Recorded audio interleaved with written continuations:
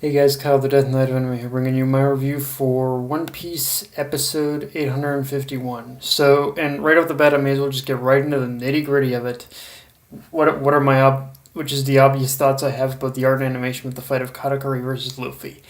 And honestly, it's very much one of those times where it could be better, but at the same time, I realized that the art and animation could be a lot worse. So it's one of those times where it was the art and animation. It was good.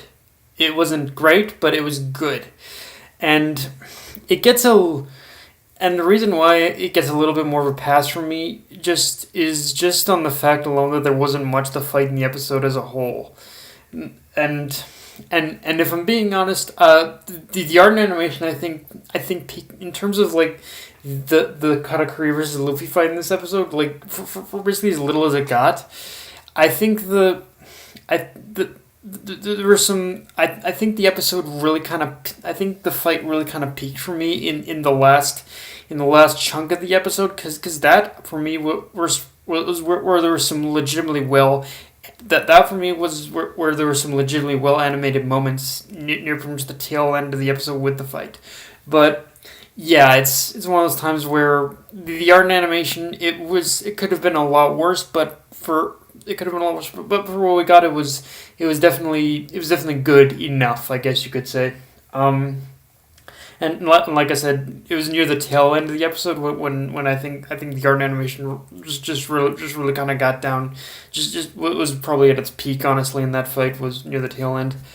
But okay, even knowing this, I gotta say that just like the manga, within the first minute of the episode, before the fight even began, I was into Katakuri being Luffy's big opponent for this arc because, like, of course, we've gotten a lot of Katakuri even before this, so like the struggle obviously was built up, but be, because. But the reason why, like, I immediately liked Katakuri as Luffy's big opponent even before the fight even began, is with one thing he said, which is that how he basically acknowledged Luffy he acknowledged pretty much Luffy's strength, and he acknowledged that even despite the fact that he hasn't really, even despite the fact that he never defeated Big Mom, he Katakuri still recognized that Luffy is a problem that needs to be dealt with.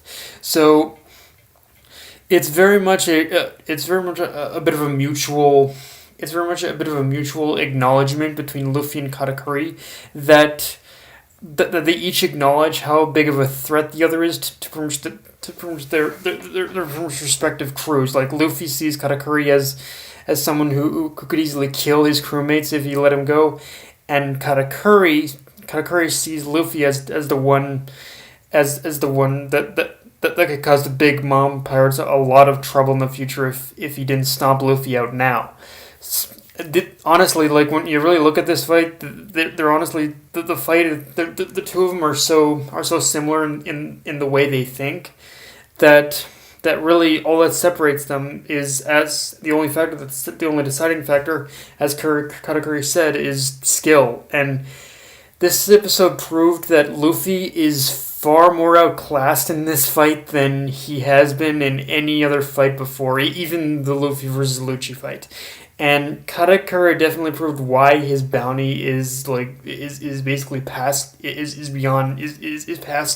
billion berries, because in this battle of Rubber versus Mochi, the clear advantage, Katakuri proved that the clear advantage is that Luffy can only create the illusion of throwing more than one punch, whereas Katakuri, having the Mochi Mochi fruit, can literally create 10 or more punches at a time, and that's not even taking into account his basically whole his the power that Katakuri possesses to use his observation hockey in order to predict the future.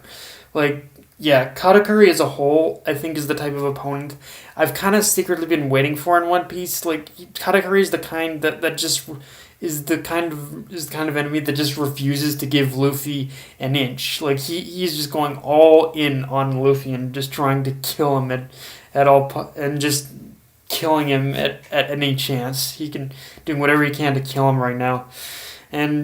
But but yeah, so yeah, as a whole, even though the art and animation was wonky, the fight itself is still very, very good. It's a very meaty fight to take away from. Um, and no lie, I I will say I legitimately got emotional over the whole scene of Nami telling Brooke and Chopper the truth about Pedro. And the thing about the scene overall is that while it's very artistically well done in the choices it makes to show the memories of Pedro and Nami telling the truth, what makes the scene work so well for me is how it was showing that no matter how hard that the Straw Hats fought up to the point, in order to face down Big Mom, that they still had to sacrifice in the end. And I feel that is sort of like, of course Luffy kind of recognized this a while back, but in terms of I think this in a way is kind of giving the crew a bit of recognition that, okay, yeah, this like this is the power of a Yonko. And if we ever hope of even attempting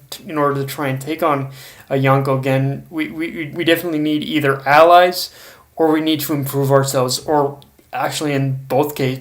Like at this point, the Straw Hats are definitely. I'm hoping the one thing that comes from all this, as in general from any of the Straw Hats, is that they improve over the course of this, or after this arc. Like they definitely need this arc has definitely proven that the Straw Hats have a long way to go in terms of taking on a Yonko. And if they're just barely surviving in terms of in just fighting the Big Mom pirates and escaping them right now, then yeah, there's an obvious thing that something needs to change if they even hope of taking on of taking on a Yonko like freaking Kaido of all people. And I like, so yeah, it was just the whole scene played out just so well in that they recognize that they're not powerful enough right now in order to even take on a Yonko, or they need to just make smarter decisions in order to prevent people from dying. and I do gotta give props to the voice actors in that scene, that all the voice actors just gave one hell of a gutter of just portraying the guttural emotion in that moment. But even more props, gotta go to Jimbe. Jimbe's hasn't even been a crew member for very long. Like he really only joined them near the halfway point of this arc or something, and he's already acting as a very motivational voice of reason. And he brought up a very good point that you have to, that in a situation like this, in the situation they're in now, you have to have a very clear perspective. Yes, they pretty much, yes, when you look at the big picture, that they really accomplished, extremely, they accomplished only small amounts of success against Big Mom, even if at the end of the day they were only just there in order to get Sanji back. But they they still managed to do something that a lot of other people haven't before. They actually managed to push Big Mom pretty much farther than any others have before. Although I still think it is majorly fucked that Pero Spero is still alive. Like I'm still trying to rack my brain around how Peros, like, okay, I get it. Pero Spero has candy powers. He can protect himself, but seriously, how powerful of an ability does that have to be if he can survive a fucking explosion? It's still beyond comprehension for me to take in. Like Pero Spero's like, yeah, it's and I can really see, and I can honestly see, like, and from the look that Carrot had on her face when she noticed Pero was alive, yeah, I can see that being a bit of a motivation for her. And well, let's just say with Carrot, you're pretty much all about to see something very, very freaking epic with her. Like, I don't know when it's gonna happen, but trust me, Carrot is about to prove to all you exactly why she's pretty much a badass. And yeah, like but yeah, this was yeah, it's like like the Carrot's face said it all. She's just in utter shock that the only thing the only thing that Pedro's sacrifice did was kind of help them escape. But it's it is what it is, I guess. But yeah, guys, that's all I got for this review. If you enjoyed the video, like, comment, subscribe. Follow me on Twitter and Facebook. Dead Night with me. Signing off. Later, guys.